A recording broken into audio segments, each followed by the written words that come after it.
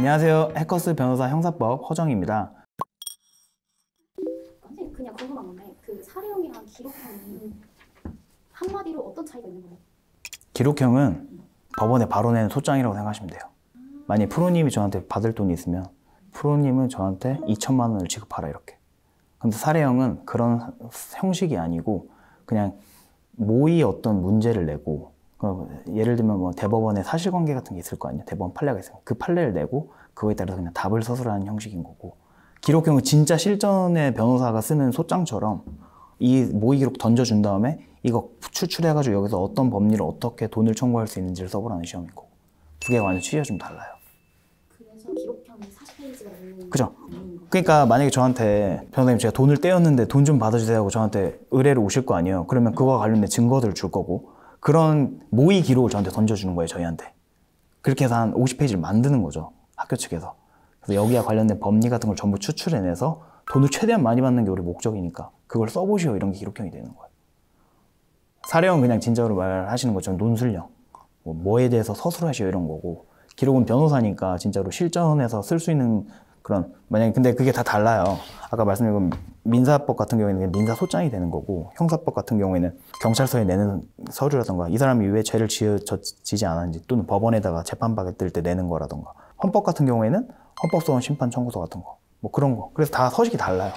그래서 변호사 시험이 어렵다는 게, 원래 사법고시에서는 1, 2차 객관식 통과해서 사법 연수원 들어가면 3년 동안 그것만 계속 하거든요. 근데 그거를 이제 변호사 시험에 통합해 놓으니까 사실 어렵죠, 11과목이라.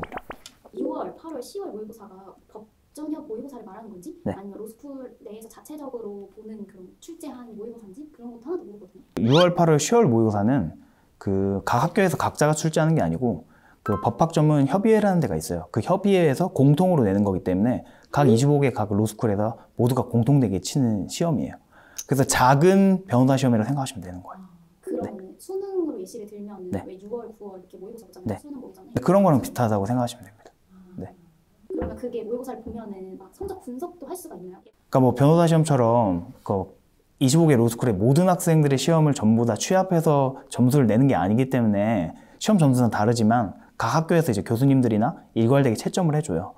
그래서 이제 객관식이야 어차피 동일하니까 평균을 낼 수가 있지만, 사례형 같은 경우에는 채점하는 사람에 따라서 편차가 좀 있을 수 있지만, 그래도 6월, 8월, 10월 모의사를 대충 보면 내가 변호사 시험에 합격을 할 수 있을지 없을지가 가늠이 됩니다. 네.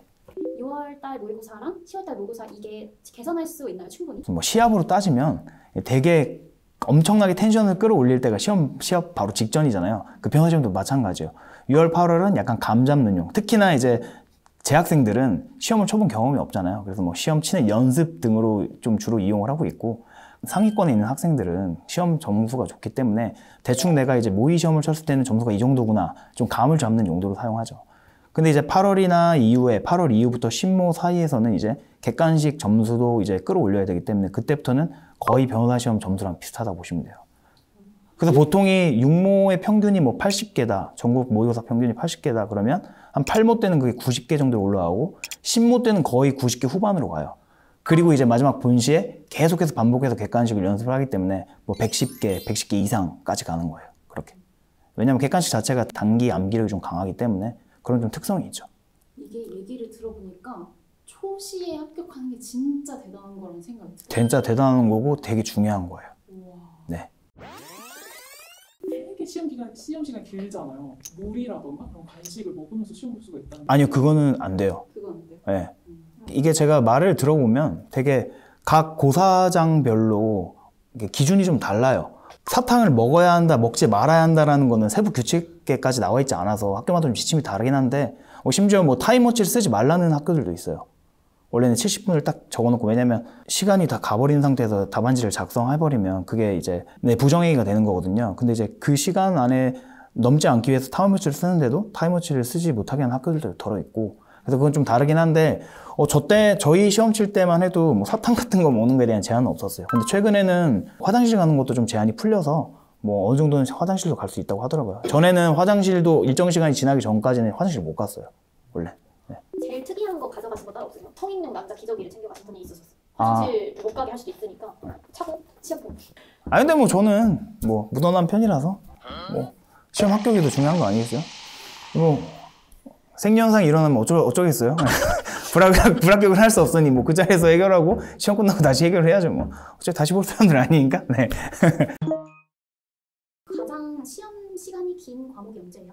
민사법 사령이 제일 길어요. 3시간 반.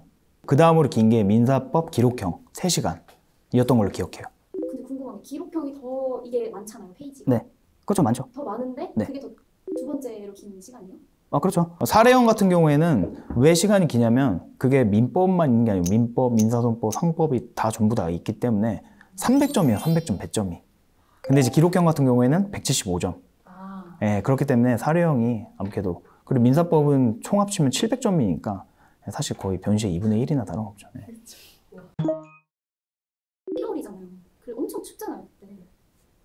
막 담요 이렇게 두르고 이러고. 시험장의 난방은 잘 되는 걸로 기억하는데 어찌됐건 변호사 시험 칠 때가 한 해 제일 추워요. 그리고 항상 폭설도 되게 많이 와요. 예, 그래서 되게 두꺼운 그 다운 파카 같은 거 그런 걸 반드시 챙겨 가셔야 돼요. 지금은 제가 듣기로는 이제 CBT로 변경이 되기 때문에 뭐 상관이 없을 것 같긴 한데 그래도 상관이 있겠네요. 왜냐면 손이 차가우면은 타자가 됐건 이 워드 치는 게 됐건 이게 글씨 쓰는 게 됐건 이게 바로바로 안 나가잖아요. 그래서 그 뭐라고 하죠?